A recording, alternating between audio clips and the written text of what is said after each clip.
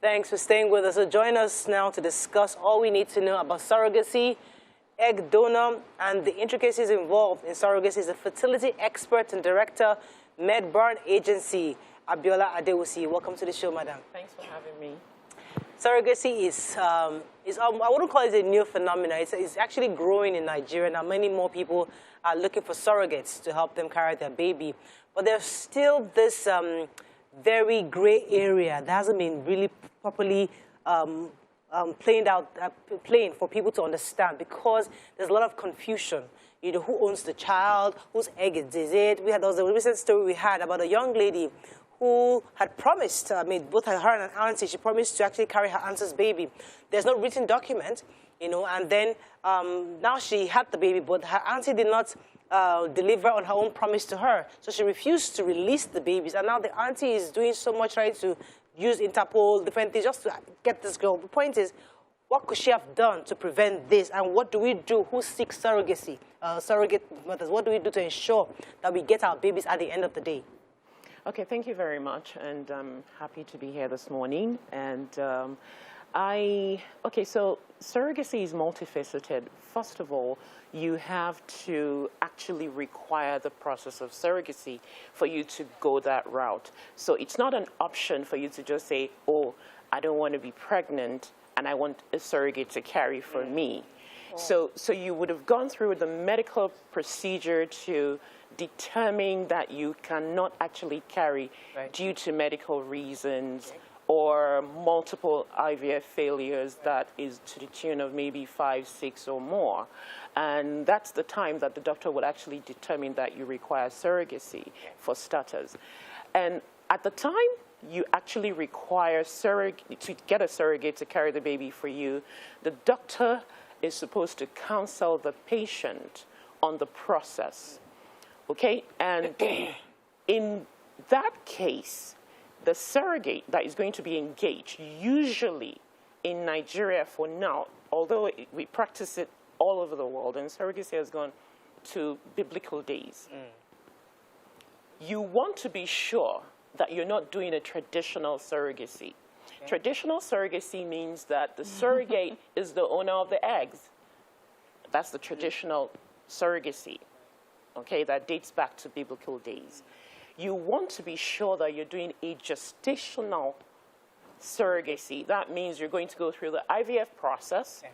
They're going to get the patient's eggs, fertilize it with the husband's sperm, and then put it into the surrogate. Right. Okay, so that's third party.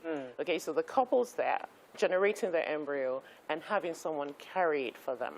Okay, so I like the distinction, which is great. It makes life easier for us. So we'll come back to the gestational one, but the traditional one, how do I protect if it... But it doesn't always it doesn't always work that way, because I've had a case where someone's egg prematurely wasn't good, as at like she was 38 and she didn't have viable eggs anymore. So for her to do surrogacy, she had to get donor eggs. Okay, so that's another scenario. Okay, so I'm the patient, but I'm too old to generate my own eggs. Right. I can seek for donor egg, which will be totally separate from the surrogate. You must ensure that it's different from the surrogate, so that there's no attachment. Distinctly separate. Okay, okay. Yeah. So I get it. The story that Mariah highlighted, obviously there was a problem from the very beginning, because in that story, at first she wasn't aware she had to use her eggs, but eventually used her eggs. So in that case, you would say that she is the legitimate mother of that child, even though there was supposed to be an agreement that the child would end up with the... Absolutely. Everything started wrongly with this particular scenario. If you're using a surrogate that owns the egg, she's the mother. Right. She's the mother. I mean, how can you slice it? She has a DNA, she has everything. But if it's totally different, then you can actually argue that. All right, so let's talk about the safety of this process. A lot of people who they see this as a revenue opportunity. Okay, I'm very good at pregnancy. I can, get a few millions if I do this. how easy is it to go? Is it like a surgery? You have to be inserted? What exactly is the process to become a surrogate, to volunteer to be a surrogate? Okay, there are lots of processes involved in being a surrogate. So the fact that you've delivered children in the past does not automatically qualify you to be a surrogate. You have to have the right mental state of mind to be a surrogate.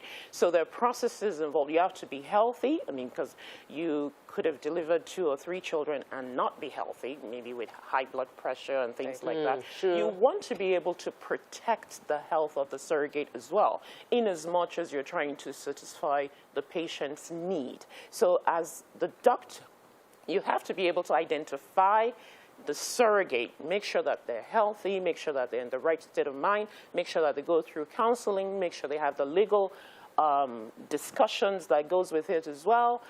Everything. And this process, this screening process is very rigorous. So if you're not patient, you're just, coming, want to, pop in and pop out, no, it's not for you. You have to be patient to go through the process, the screening process that takes you through as a surrogate. Okay. So okay. I was just going to ask for the mother, the surrogate mother, how does she detach herself from the child? Because she's the one that has carried the child for 9 months, and she's going to have milk and all the things that go with having a baby. How does she detach herself? Okay, that's a very good question, and that is one of the downsides of being a surrogate. And these are the things that you discuss with the surrogate upfront. You have to. Okay, so this is highly emotional. You're going to carry the pregnancy, and at the end of the pregnancy, when the baby comes out, you may hear the baby's cry, but you will not see the baby because the baby belongs to someone else. These are the things that you will discuss and make sure that they're comfortable with it before they actually start the process, because it is an emotional journey. Right. Yeah. So, see the baby? You won't see the baby, but do the surrogates, do they really understand? Because I hear that some of them change their minds at the last minute. So, some do. Okay, so maybe she was not expecting to have a CS, but now she has to have one. If that happens, what happens for her? Does the arrangement and the payments change? Yes, okay. Does that change? Okay, so I'm going to state categorically that if you're putting a surrogate through a process and you do not specifically identify what can possibly come to play, then you're not doing a good job. So she should be prepared that there's a possibility that there'll be a CS. There's a possibility. There's always a 50-50 probability. I mean, it can happen to anybody. The baby might be in a bad lie, and it will be dangerous for you to push. So what do? You have to bring baby out. Let's come to culture. Culture, acceptability of this process. People think, it's not my child, or your mother-in-law is like, how can you get to come and carry your baby? What is that? There's a lot of family, religious pressure.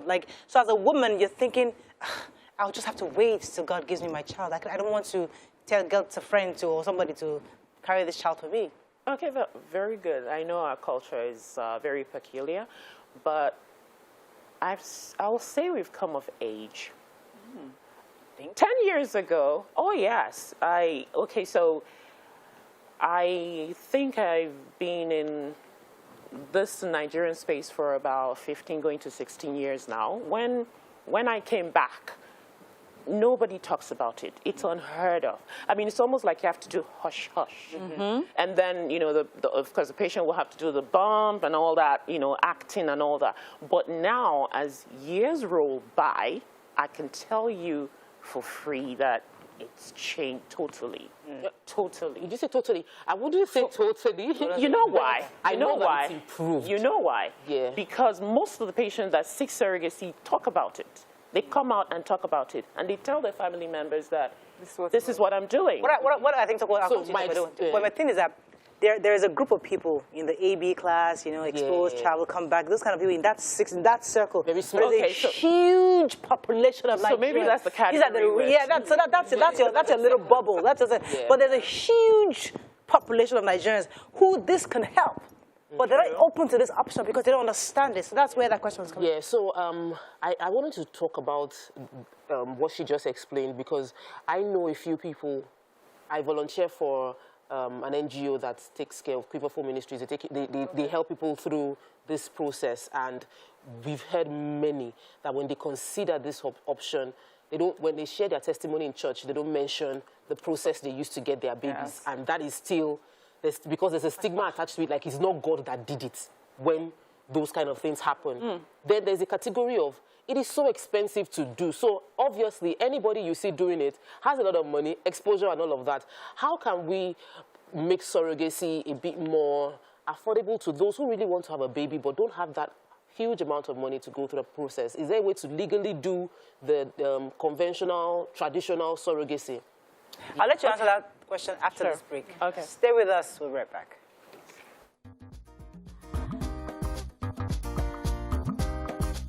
Stay tuned. Your View will be right back. Thanks for staying with us. All right, so before the break, you had a question. Let me let you answer. Go ahead, please. All right, so to your question, it's multifaceted, okay? So we're talking about people that are not able to afford. What options do we have for them? Okay, so if you compare surrogacy in Nigeria to the rest of the world, it's still peanuts. As I'm telling you, as expensive as it is, in Nigeria, it's still nothing compared to the rest of the world. And that's the reason why we have most of our clients come from diaspora. Oh, really? Oh, yes. This is cheaper to do here. Because it's cheaper to do it here. And you know, you start to wonder how much is too much to give someone who's carrying your baby for who's you. carrying your baby for you. But now, would you advise, if I'm someone in the lower class level and I hear of this and I'm thinking, I can't afford it, but I can get my sister or my cousin or my one neighbor's daughter to come and help me do it. Can I come to you and say, Auntie, I have somebody? You can actually do that. Okay. You can actually do that. But you have to be sure that the person you're engaging is okay, mentally stable, in all ramifications. The person must have had children of their own. The person must not have a need of having another child. Okay. You know, these are the parameters that you actually consider when you're going through, you know, the process of screening.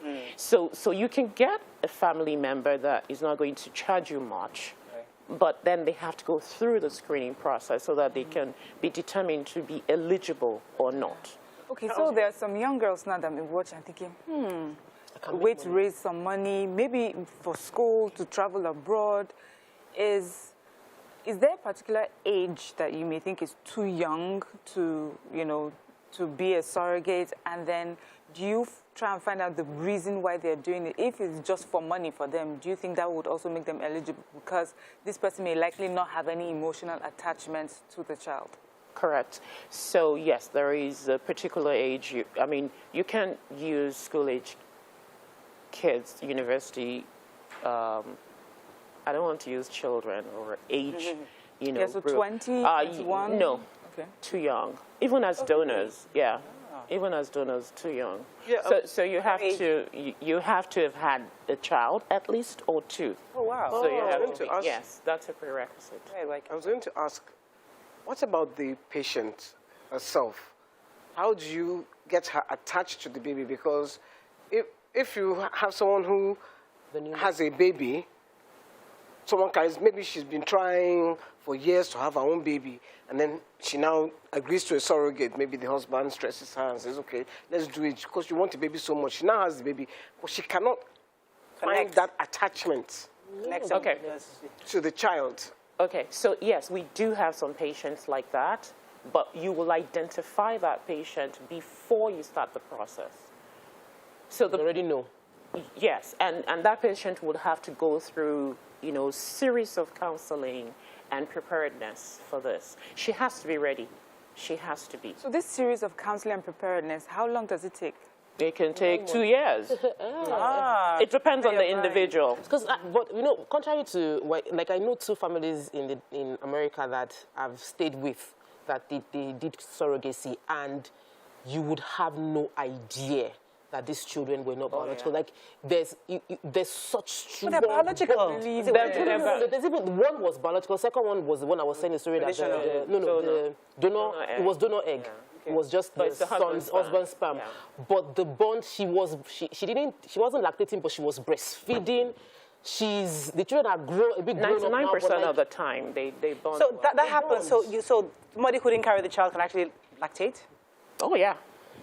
How does that work? How does that happen? You put baby to breast or you induce. It's hormones. Yeah. Right. That's good news. Bond with the child. It's a good option. I think people should finally, we have to wrap up on this, but thank you so much. When is there any final information or message you'd like to share with us so that people know that this is an option that is available? We know this can be expensive, but it can also be affordable for those who have people who are willing to be surrogates. And that are just final words on this matter. Okay, final words is surrogacy is actually a good option when you're experiencing fertility challenges and you're not able to carry babies by yourself. And patients needs to be open-minded about it and consider it as an alternative to achieving their goal of completing their families. Sorry to pause you. I want you to talk to mothers, mother-in-laws, aunties, family members who don't understand it, and they don't give that support to this woman who is seeking for surrogates to help her carry the children. That's her #1 problem. Not that she's decided. Everybody around her is just... So help me educate them in a few seconds, like what it is. Okay, to our mother-in-laws, our mothers, our sisters, our brothers, please understand that surrogacy is just another form of treatment to people going through fertility. Just another form of treatment. So, in other words, you have fertility challenges and you walk into the doctor's office and they're going to recommend certain medications to you. You're taking that medication to achieve the goal. So there are different options available. It's just an option. It's not a bad thing. It doesn't mean that the child belongs to the surrogate. No, the child belongs to the parents. And so it's really no big deal. Mothers, in-laws, sisters, pastors. Yeah, they're like, but they don't want to give testimony in church, but they want to. They're so embarrassed about it. Yeah, I mean, it's rather unfortunate that we don't want to talk about, and WHO has considered it a medical disease, fertility. So it's really no big deal. And if it's a disease, you have to treat it. Yeah, sure. Fantastic. Thank you so much for joining us on the show. We really learned quite a bit from you this morning. We're going to wrap up on this. When we come back, move on to another topic. Stay with us. We'll be right back.